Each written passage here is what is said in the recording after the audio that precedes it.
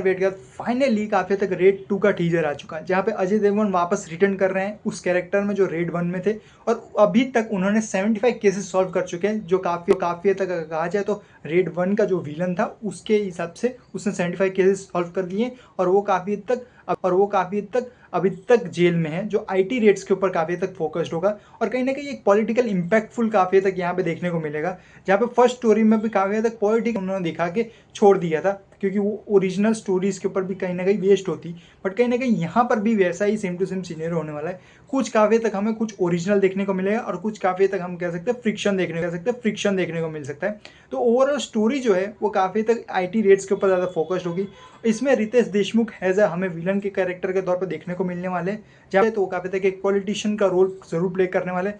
और किसी भी पॉलिटिशियंस को पकड़ने के लिए काफी पावर होनी जरूरी होती है हाथ में, जो काफी तक अजय देवगन के कैरेक्टर के पास हो सकती है, क्योंकि 75 केसेस सॉल्व करने के बाद कहीं ना कहीं उसे इतनी पावर जरूर दे दी होगी गवर्नमेंट ने कि वो किसी भी बड़े पॉलिटिशियंस या किसी भी बड़े बिजनेसमैन का गला पकड़ सकता है, यानी कि आईटी रेट्स के ऊपर। पर कहीं ना कहीं मूवी जो है काफ़ी तक पुराने रेट्स के ऊपर ही फोकस्ड होगी। अब देखने लायक होगा कि मूवी में क्या नया वो लोग पेश करने वाले, क्योंकि पुराने रेट्स में कुछ ज़्यादा कुछ मिस्ट्री टाइप उन्होंने एलिमेंट कोशिश की हुई थी कि कौन हो सकता है, किसने इस चीज़ को दी है।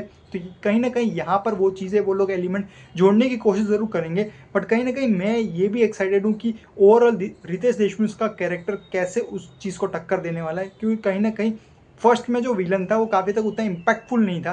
बट कहीं ना कहीं सेकंड में जो मैं मानता हूँ कि दोनों कैरेक्टर्स के अंदर उतना ही इम्पैक्ट होना चाहिए, दोनों ही उतने ही मिस्टीरियस, उतने ही वैसे चीज़ों के अंदर बात करने आना चाहिए। एक पॉलिटिकल ड्रामा बेस्ड अगर आप पेश कर रहे हो तो कहीं ना कहीं वो चीज़ें काफ़ी तक इम्पैक्टफुल होनी ज़रूरी है, क्योंकि एक पॉलिटिकल ड्रामा के अंदर काफ़ी तक इंटेंस बातें होती हैं। और कह सकते हो कि इमोशनली वो इंसान को कैसे किस तरह से मेंटली इम्पैक्ट करता है वो देखना है मुझे, कि वो चीज़ अगर इसमें होगी तो वो ज़्यादा मज़ा आएगा। क्योंकि कैरेक्टर्स जितने भी बेटर होंगे, जितने भी मिस्टीरियस होंगे, उतना ही काफ़ी तक एलिमेंट और भी स्टोरी में निखर के आएगा। वो देखने लायक होगा कि ओवरऑल टीजर में क्या है और ट्रेलर में क्या होने वाला है, क्योंकि ट्रेलर तो अभी आया नहीं। बट टीजर के ओवरऑल से बता सकता हूँ कि काफ़ी तक महाभारत के कैरेक्टर्स के ऊपर भी कुछ ना कुछ वो लोग लेके आएंगे कहीं ना कहीं, यानी कह सकते हो कि महाभारत का कुछ ईस्टर एग्स के तौर पर। पर देखने लायक होगा ओवरऑल मूवी कैसे बनाने वाले हैं, क्या पहले रेट की तरह ही होगी या कहीं ना कहीं कुछ चीज़ें यहाँ पे नए एलिमेंट्स के साथ वो लोग जोड़ने वाले हैं। सब्सक्राइब करके आ चुका वाकई वीडियो कमेंट सेक्शन में जरूर बताइए कि आपको रेड 2 का टीजर कैसा लगा।